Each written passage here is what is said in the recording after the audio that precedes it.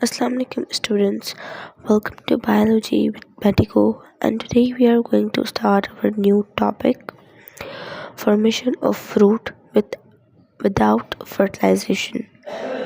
आज तक जितनी हमने फर्टिलाइजेशन पढ़ी थी वो फॉर्मेशन ऑफ सीड थी। आज जो हम डिस्कस करेंगे वो है formation of fruit without fertilization. जो ये मतलब विदाउट फर्टिलाइजेशन की जो सीड की प्रोडक्शन होती है वो तो एपोमिक्सिस थी, लेकिन जो फ्रूट की फॉर्मेशन हो रही है उसको हम पार्थेनोकार्पी कहते हैं। मतलब कि इस मैकेनिज्म को हम पार्थेनोकार्पी कहते हैं। इसके अंदर सीडलेस फ्रूट होता है, मतलब सीड नहीं होता उसके अंदर, लेकिन फ्रूट की फॉर्मेशन होती है विदाउट फर्टिलाइजेशन, जस्ट लाइक बनाना और pineapple. Adaptations in the structure of wind pollinated and insect pollinated flowers. अब मतलब कुछ ऐसे प्लांट्स होते हैं जो पोलिनेशंस को स्प्रेड आउट कर देते हैं थ्रू द विंड, वाटर और किसी और इंसेक्ट या एनिमल्स के ज़रिए से। कुछ ऐसे प्लांट्स होते हैं which spread their pollinations by wind, water, have some adaptive characters. तो जो अब हम अडेप्टिव कैरेक्टर्स पढ़ने जा रहे हैं वो विंड और वाटर पॉलिनेटेड प्लांट्स के लिए है। इसमें जो फ्लावर्स होते हैं वो नॉन अट्रैक्टिव होते हैं। क्यों नॉन अट्रैक्टिव होते हैं? क्योंकि ये डायरेक्टली स्प्रेड हो जाते हैं। अगर अट्रैक्टिव होते हैं तो इंसेक्ट के ज़रिए से पॉलिनेशन होती है, लेकिन अट्रैक्टिव नहीं है और इनकी स्मॉल साइज़ है और इनके पास कोई भी ऐसी ऑर्डर नहीं है, मतलब खुशबू या फ्रेगरेंस नहीं है। उसके अलावा they produce pollen grain in high quantity. इनके अंदर पोलन ग्रेन जो है वो बहुत ज़्यादा तादाद में प्रोड्यूस होते हैं और पोलन ग्रेन जो है वो लाइट इन वेट होते हैं। उसके अलावा मतलब लाइट इन वेट होते हैं या उनकी शेप इस तरह से होती है, उनका जो स्ट्रक्चर है वो पैराशूट की तरह होता है। जिस तरह से विंग्स होते हैं उसी तरह से पैराशूट स्ट्रक्चर होता है इनका, पॉलिनेशंस का। और ये अपने पास नेक्टर नहीं रखते। नेक्टर ऐसा शुगरी सब्सटेंस होता है, ठीक है, एक शुगरी सब्सटेंस होता है जिसके ज़रिए से इंसेक्ट आके शुगरी सब्सटेंस को लेते हैं और फिर उनके पैरों में पॉलिनेशंस अटैच हो जाते हैं। तो इट मीन्स जो विंड और वाटर के ज़रिए पॉलिनेशन होती है उसमें शुगरी सब्सटेंस की कोई भी ज़रूरत नहीं होती। अब बात करते हैं adaptive characters in insects pollinated plants की। इसके अंदर जो फ्लावर्स होते हैं वो लार्ज इन साइज़ होते हैं और ब्राइट कलर होता है, पेटल सेपल्स और ब्राइट। इनकी कलर जो है ब्राइट होते हैं, मतलब डार्क पेटल्स के, और पेटल्स के अंदर ही जो है वो इनका शुगरी सब्सटेंस मतलब कि ऑर्डर वगैरह मौजूद होती है। पोलन ग्रेन्स जो है वो स्टिकी सब्सटेंस को प्रोड्यूस करते हैं, मतलब पोलन ग्रेन्स खुद जो है वो स्टिकी सब्सटेंस है और हुक्स, और इनके पास जो है वो बहुत सारी ऑर्डर होती है और ये नेक्टर को हाई क्वांटिटी में प्रोड्यूस करते हैं। तभी तो इंसेक्ट के ज़रिए से ही पोलिनेशन मुमकिन हो सकती है, बिकॉज ऑफ द नेक्टर। इनका मेन कॉज क्या है? नेक्टर है। अब है seed and its structure. Seed की बात करें तो सीड जो है उसको हम डिफाइन इस तरह से करेंगे, रैपिड ओव्यूल और या तो फर्टिलाइज्ड। रैपिड ओव्यूल मीन्स के पका हुआ ओव्यूल। जब ओव्यूल सीड में कन्वर्ट होगा और ओवरी फ्रूट के अंदर, तो डेवलप होके ओव्यूल उसके अंदर फिर डॉर्मेंट एम्ब्रियो आ जाएगा। अब सीड के अंदर और इसके स्ट्रक्चर, इसके अंदर 3 चीज़ें इम्पोर्टेंट होती हैं: seed coat, embryo, cotyledon. Sometimes endosperm भी होता है। एंडोस्पर्म क्या करता है? फूड को स्टोर करने का काम करता है, ठीक है। या तो कोई ऐसे सीड्स होते हैं जिनमें सीड और कॉटिल्यूडन और एंडोस्पर्म दोनों होते हैं, या तो किसी में सिर्फ कॉटिल्यूडन और या सिर्फ किसी में एंडोस्पर्म होता है। इसकी जो आउटर वॉल होती है वो एंटीगमेंट होती है। ओव्यूल की क्या थी? एंटीगमेंट। और वो एंटीगमेंट क्या सीड कि सीड की जो आउटर लेयर है वो सीड कोट में कन्वर्ट हो जाएगी। मीन्स कि जो ओव्यूल था, ओव्यूल की आउटर लेयर क्या थी, एंटीगमेंट, तो वो एंटीगमेंट कन्वर्ट हो जाएगा सीड कोट के अंदर, जो कि सीड की आउटर लेयर कहलाएगी। सीड कोट के अंदर मतलब जो आउटर थिक लेयर है उसको टेस्टा कहते हैं। ठीक है, जिस तरह से ओव्यूल की आउटर लेयर क्या थी, एंटीगमेंट आउटर लेयर, तो उस तरह से आउटर लेयर थिक के सीड कोट की, और उसको टेस्टा कहते हैं। इनर लेयर को टैगमेंट कहते हैं, वो थिन लेयर है, थिन वॉल है। Embryo develops from diploid zygote, embryo developed होगा डिप्लॉइड जाइगोट से, जो हमने पहले डिस्कस किया था। स्मॉल एक्सिस पर, इसमें बिटवीन टू कोटिल्डन, दो कोटिल्डन के दरमियान में होगा। ठीक है, और अपर एंड पे प्लम्यूल होगा और लोअर एंड पे रेडिकल होगा। तो हम कह सकते हैं कि दोनों टाइप्स किसकी हैं, कोटिल्डोन की हैं। अगर इस डायग्राम में अगर मैं आपको दिखाऊं तो सबसे पहले सीड कोट है, कितने टेस्टा और टैगमेंट। सीड कोट का काम क्या होता है, प्रोटेक्ट द सीड।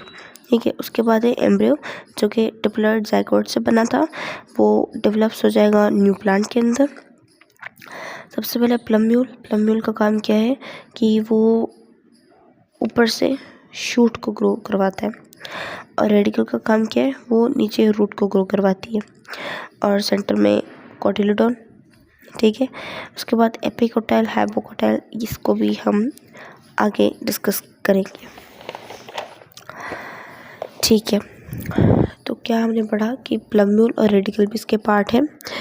जर्मिनेशन की during process in which seed grow, germination वो प्रोसेस होता है जिसमें सीड को ग्रो करवाया जाता है। ठीक है,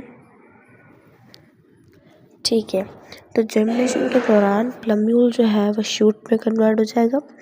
शूट का मतलब स्टेम से लीव्स ग्रो होना स्टार्ट हो जाएंगे, और जो रेडिकल है वो डेवलप्ड होना स्टार्ट होगा रूट्स के अंदर।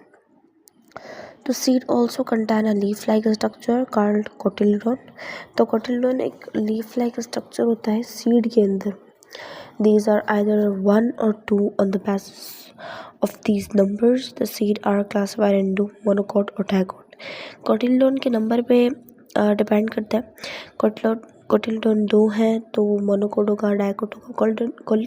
कोटिल्डोन अगर 2 है तो डाइकोट, अगर 1 है तो मोनोकोट, या तो किसी किसी में एंडोस्पर्म भी मौजूद होता है। तो अगर हम बात करें इन एंडोस्पर्मिक सीड, तो कोटिल्डोन थिन होगा एज ए पेपर लाइक, और कुछ सीड्स के सीड एंडोस्पर्म इज नॉट, कुछ सीड्स के अंदर एंडोस्पर्म जो है मौजूद नहीं होगा, और फिर फ्रूट जो है कोटिल्डोन स्टोर करेगा। देयरफॉर दे बिकम स्वेलन, उसके बाद ये स्वेलन हो जाएगा, थिक, मोटा हो जाएगा। फॉर एग्जांपल पी, मटर। और फिर अगर बात करें हाइलम की, तो हाइलम को हाइलस भी कह सकते हैं। Hilum as a square part होता है, ठीक है, जो कि सीड कोट के अंदर मौजूद होता है। सीड कोट जो आउटर लेयर होती है, ठीक है, जहाँ से वाटर जो है वो इंटर होकर सीड के अंदर जाता है उस स्मॉल होल से। जिस तरह से हमने पहले माइक्रोपाइल के बारे में पढ़ा था, ठीक है, तो सीड कोट के अंदर भी माइक्रोपाइल की तरह एक शेप होती है। ठीक है, तो वहीं से ही वाटर अंदर जाता है। तो अगर हम मोनोकोट सीड्स की बात करें तो उसमें जो राइपेंड ओव्यूल वॉल्स है और उसमें जो ओवरी वॉल है वो पक जाएगी, जिसको हम पेरिकार्प कहते हैं। फिर वो फ्यूज जाएगी permanently with seed coat, as जिस तरह से मैज ग्रेन है, उसके जिस तरह से डायग्राम में मैज ग्रेन के बारे में दिखाया गया है उस शेप में आ जाएगा। अगर इंटरनली बात करें तो मेज ग्रेन जो है वो 2 अनइक्वल पार्ट्स में डिवाइड होता है, एक थिन लेयर ऑफ सेल्स के साथ, जिसको हम एपिथेलियम कहते हैं। ठीक है, और उसके बाद है लार्जर पोर्शन को हम एंडोस्पर्म कहते हैं, और जो स्मॉलर इसको एम्ब्रियो कहते हैं। एम्ब्रियोनिक पार्ट के अंदर एक शील्ड शेप्ड कोटिल्डोन है जो कि मौजूद है, स्क्यूटेलम। ठीक है, स्क्यूटेलम होता है। उसके अलावा अगर हम बात करें प्लम्यूल और रेडिकल की, वो इनक्लोज होते हैं एक शीट लाइक स्ट्रक्चर में, एक कोलियोप्टाइल और दूसरा कोलियोराइजा। सिंपली अगर हम इस डायग्राम के अंदर देखें तो सीड कोट और जो फ्रूट वॉल है उसको पेरिकार्प कह रहे हैं, ठीक है। और मतलब उसके अंदर फ्रूट वॉल, अगर सीड कोट की बात करें उसमें एक स्पेस होता है, होल लाइक स्ट्रक्चर, जहाँ से वाटर और न्यूट्रिएंट्स वगैरह इंटर होके जाते हैं, ठीक है। और फिर एंडोस्पर्म, लार्जर पोर्शन को एंडोस्पर्म कहा गया है और स्मॉलर स्ट्रक्चर है उसको एम्ब्रियो कहा गया है। जो कोटिल्डोन है उसको नाम दिया गया यहाँ पे स्क्यूटेलम का। कोलियोप्टाइल जो है वो आपके प्लम्यूल के ऊपर जो कवरिंग होती है उसको कोलियोप्टाइल कहा गया है। और जो आपके पास रेडिकल है उसकी कवरिंग को कोलियोराइजा कहा गया है। तो मीन्स सीड के अंदर भी जो कोलियोप्टाइल और कोलियोराइजा है, मीन्स के जो प्लम्यूल रेडिकल वो भी एक कवरिंग में ही मौजूद है। Endosperm is a tissue that grows in a seed in plants in which double fertilization take place।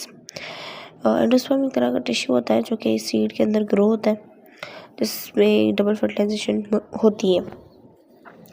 अगर हम यहाँ पर जर्मिनेशन ऑफ सीड की बात करें तो सीड का ग्रो होना, ठीक है।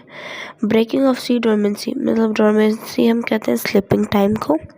जब स्लीपिंग टाइम सीड का ख़त्म हो जाता है तो उसको हम जर्मिनेशन कहते हैं, या तो कहते हैं उगना स्टार्ट होता है तो उसको हम जर्मिनेशन कहते हैं। एज अ रिजल्ट क्या होता है, जो जर्मिनेशन होती है, जर्मिनेशन सीड होती है डेवलप्स इनटू सीडलिंग, वो सीडलिंग के अंदर कन्वर्ट हो जाती है। सीडलिंग क्या होता है, ये वो है जिससे प्लांट निकलेगा, ठीक है, वो पार्ट है जिससे प्लांट निकलेगा। अब सीड को ग्रो होने के लिए भी कुछ कंडीशन चाहिए होती है, वो नेसेसरी है। क्यों चाहिए होती है, ताकि सीड जो है वो लिव हो सके और जर्मिनेट हो सके। उसको ऑप्टिमम कंडीशंस चाहिए, मॉइस्चर, ऑक्सीजन, टेम्परेचर चाहिए, इसके बेसिस पे वो जर्मिनेट हो सके। फर्स्ट हमारे पास रोल ऑफ वाटर, मीन्स के मॉइस्चर, ठीक है। तो वाटर जो है वो सारी लाइफ्स के लिए एसेंशियल होता है, ज़रूरी होता है। क्यों ज़रूरी होता है, ताकि मेटाबॉलिक एक्टिविटीज़ हो सके, और वो डिपेंड करती है वाटर पर। सीड कोट जो है वो हार्ड स्ट्रक्चर होता है, वाटर के ज़रिए वो सॉफ्ट हो जाता है। कोटिल्डोन एक एडिशनल लेयर होती है या कोट होता है। और एंडोस्पर्म ये वाटर को एब्जॉर्ब करते हैं, जिसको हम इम्बाइबेशन कहते हैं। ये एक प्रोसेस होता है जिसके ज़रिए से सीड कोट या अंदर का जो स्ट्रक्चर हार्ड है वो सॉफ्ट हो जाता है। और वाटर जब कोटिल्डोन और एंडोस्पर्म के अंदर आ जाता है तो हम कह सकते हैं कि वाटर की वजह से वो स्वेलिंग हो जाता है, ठीक है। वो फिर स्वेलिंग होने के बाद वो प्रेशर एग्जर्ट करता है, प्रेशर लगाता है ताकि सीड कोट जो है वो टूट सके। और जब सीड कोट टूट जाएगी तो एम्ब्रियो जो है वो ग्रो होना बाहर आ जाएगा और ग्रो होना स्टार्ट हो जाएगा। एंजाइम बिकम एक्टिवेटेड, इसमें एंजाइम जो है वो एक्टिवेट होना स्टार्ट हो जाएंगे, किसके ज़रिए से, वाटर के ज़रिए से। और फिर जो सॉलिड रिजर्व फूड है वो चेंज जाएगा सॉल्यूशन के अंदर। और मतलब कि वाटर जो है वो बहुत ज़रूरी होता है सीड को जर्मिनेट करवाने के लिए। अब अगर हम ऑक्सीजन की बात करें तो ऑक्सीजन भी बहुत ज़रूरी होती है। मेटाबॉलिक एक्टिविटीज़ रिक्वायर एनर्जी का समझ कि जब हम एरोबिक या रेस्पिरेशन करेंगे इसमें एनर्जी बनती है, तो एनर्जी की रिक्वायरमेंट होती है मेटाबॉलिक एक्टिविटीज़ को परफॉर्म करवाने के लिए। तो एनर्जी बहुत ज़रूरी होती है। Energy is produce during respiration which requires oxygen. Energy produce होती है ड्यूरिंग रिस्पायरेशन, इसके रिस्पायरेशन जो प्रोसेस कर रहे होते हैं उसमें एनर्जी प्रोड्यूस होती है और उसमें ऑक्सीजन की बहुत ज़रूरत होती है। तो हम इसके ऑक्सीजन का भी होना ज़रूरी होता है। अगर हम टेम्परेचर की बात करें तो enzyme activity require certain range of temperature. Enzyme की एक्टिविटी को परफॉर्म करवाने के लिए टेम्परेचर का रेंज भी एक फिक्स होना चाहिए। Most of the seed require the temperature range between 25 to 37 degree Celsius. Means कि कुछ ऐसे सीड्स होते हैं जिनको टेम्परेचर फिक्स चाहिए होता है, जैसे कि 25 to 37 डिग्री सेल्सियस। लेकिन सीड जो है वो कुछ ऐसे टेम्परेचर पे जर्मिनेट नहीं करता है, जैसे कि 0 डिग्री सेल्सियस, जो कि बहुत बिलो है। और अगर अबव की बात करें तो 45 डिग्री सेल्सियस पे वो जर्मिनेट नहीं होगा। तो ये थी इसकी कंडीशंस, इस पे सीड जो है वो जर्मिनेट हो सकता है। तो ये ज़रूरी कंडीशंस है, अगर ये इनको मिलेंगी तो सीड जर्मिनेट हो सकता है, और अगर नहीं मिलेंगी तो सीड जर्मिनेट नहीं हो सकता। तो अगर हम जर्मिनेशन की टाइप्स की बात करें तो दो तरह की जर्मिनेशन होती है, एक एपिजियल जर्मिनेशन और एक hypogeal germination. Epigeal germination, epi means above और जियल या geo means earth, germination means grow. Hypo means below और जियो मीन्स अर्थ। तो ऐसी जर्मिनेशन जो अर्थ के नीचे होती है उसको हाइपोजियल कहा जाता है। ऐसी जर्मिनेशन जो अर्थ के अबव होती है उसको एपिजियल जर्मिनेशन कहा जाता है। ठीक है, तो मतलब ऐसी ये एक तरह की जर्मिनेशन की टाइप है जहाँ पे सीड जो है वो सॉइल के अबव ड्यूरिंग जर्मिनेशन ग्रो होता है, उसको एपिजियल जर्मिनेशन का नाम देते हैं। और ऐसी जर्मिनेशन की टाइप इसके अंदर सीड जो है वो सॉइल के अंदर ही रहकर जर्मिनेशन का प्रोसेस करता है, उसको हम हाइपोजियल जर्मिनेशन का नाम देते हैं। एपिजियल जर्मिनेशन की बात करें तो इसमें जो है वो हाइपोकोटाइल का रेट जो है वो हायर होता है और एपिकोटाइल का जो ग्रोथ है वो कम होती है। ठीक है, तो हाइपोकोटाइल का मतलब क्या है कि ये मैकेनिकल सपोर्ट प्रोवाइड करता है। ठीक है, अगर हम इस डायग्राम में देखें तो हाइपोकोटाइल क्या है कि ये वो पार्ट है मतलब एज अ रूट ग्रो करवाने के लिए होता है। क्या हाइपो क्या नीचे, तो वो रूट ग्रो करवाने के लिए होता है। तो यहाँ अगर इस डायग्राम में देखें तो पहले सीड है, सीड की आउटर कवरिंग खुली है। ठीक है, कॉटिलडोन नज़र आ रहा है लाइट ब्राउन कलर का, उसमें जो आपके पास टर्न आ रहा है थोड़ा सा मतलब आर्च की शेप में आ रहा है, तो वो जो पार्ट है उसको हम हाइपोकोटाइल कहते हैं। हाइपोकोटाइल जो है वो ग्रो होता है in the form of arch. Arch means कि थोड़ा सा झुकना, ठीक है, थोड़ा सा झुका हुआ। ठीक है, तो यहाँ पे हाइपोकोटाइल क्या है, थोड़ा सा झुका हुआ है, तो इस झुकी हुई शेप में ही वो ऊपर की तरफ ग्रो होगा। ठीक है, नीचे की तरफ ग्रो नहीं होगा, ऊपर की तरफ ग्रो होगा। इसका मतलब ये है कि सबसे पहले एपिजियल में होगा क्या, कोटिलडोन की ग्रोथ होगी। ठीक है, मतलब इसमें पहले जो है वो रूट्स की ग्रोथ होगी।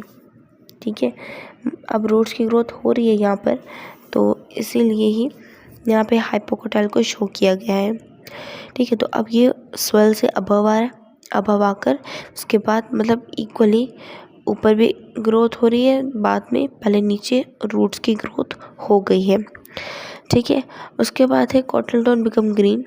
कॉटिलडोन जो है वो ग्रीन हो जाता है, जैसे हम देख रहे हैं यहाँ पे पहले ब्राउन था, उसके बाद फिर अब ग्रीन हो गया।